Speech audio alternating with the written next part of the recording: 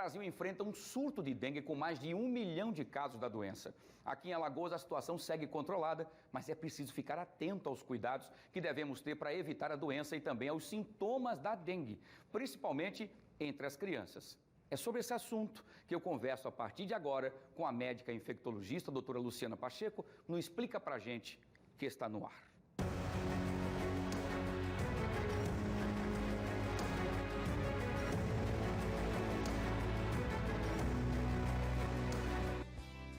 Um assunto muito importante porque o Brasil e algumas cidades do Brasil, alguns estados do Brasil estão vivendo momentos difíceis, como o Distrito Federal, né, Rio de Janeiro e outros mais. E o que a gente quer perguntar aqui com a doutora Luciana, que é uma das grandes infectologistas aqui do Norte e Nordeste, é nossa alagoana que está aqui conosco. Doutora Luciana, primeiro, boa tarde, um prazer tê-la aqui conosco, sempre nos explica pra gente, para tocarmos em assuntos muito importantes. Por exemplo, as crianças, né, de 10 a 14 anos, elas estão entre o público com maior número de internações com consequências, inclusive, da dengue. Então, a vacinação está exatamente nessa faixa etária, é isso? Boa tarde. Boa tarde, Wilson. Boa tarde a todos os telespectadores. Wilson, a dengue é uma doença que também acontece na faixa etária infantil. Às vezes, o diagnóstico é mais difícil na criança, porque as principais manifestações clínicas da dengue são febre, dor de cabeça, dor no corpo e dor atrás dos olhos. E muitas vezes a criança pequena ela não sabe dizer, estou com mialgia ou eu estou com dor atrás dos olhos. Essas manifestações fazem com que a criança fique mais irritada, a criança chore mais, não consiga dormir bem, relaxar o sono, ou não queira aceitar bem a alimentação, porque faz parte do quadro clínico. Então, as manifestações, às vezes, a doença ela demora a ser diagnosticada e às vezes ela demora a ser até pensada pela mãe, pelos pais, né? Que a criança está com dengue, porque as manifestações não são tão típicas, clássicas como a do adulto. Mas, pelo menos, na verdade, a gente acha que a criança não consegue dizer isso.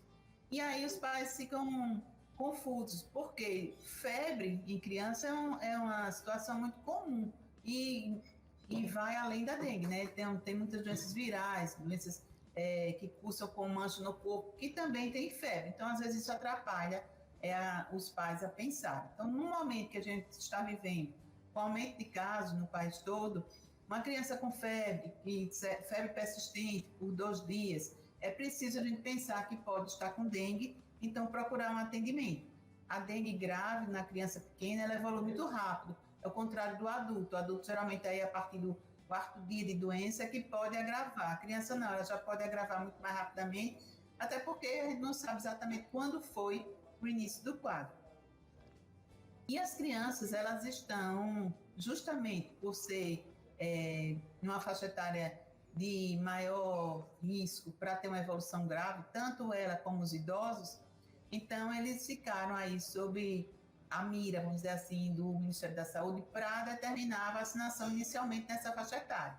A partir dos 4 anos, até agora, como determinação do Ministério em alguns estados, não é o caso de Alagoas ainda, é a faixa etária, primeiro eles começaram de 4 a 10 anos e agora já pediram, sugeriram, né, orientaram que a Secretaria de Saúde de alguns estados aumentem essa faixa etária para 14 anos.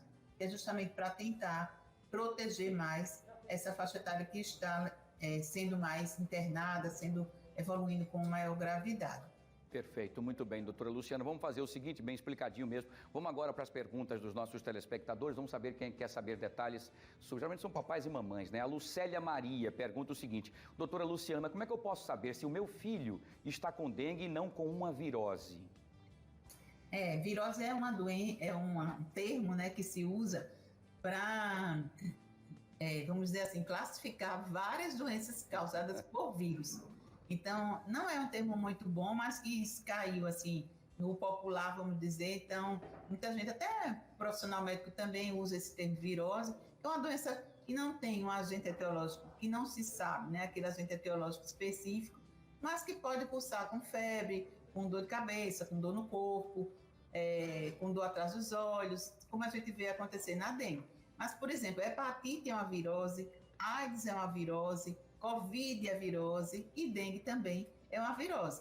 Então, existem alguns sinais e sintomas que fazem a diferença e que fazem a gente pensar em dengue. E como eu falei no começo, em criança, as manifestações mais comuns, muitas vezes não são pensadas, não são expressadas, na verdade, pela criança, porque ela não sabe dizer, principalmente quanto menorzinha for, os sintomas que ela está apresentando. Então, a febre que a criança no adulto tem na dengue, na criança também vai ter. Mas a dor de cabeça, a dor no corpo, a dor atrás dos olhos, a dor nas pernas, nas articulações, muitas vezes a criança não sabe dizer.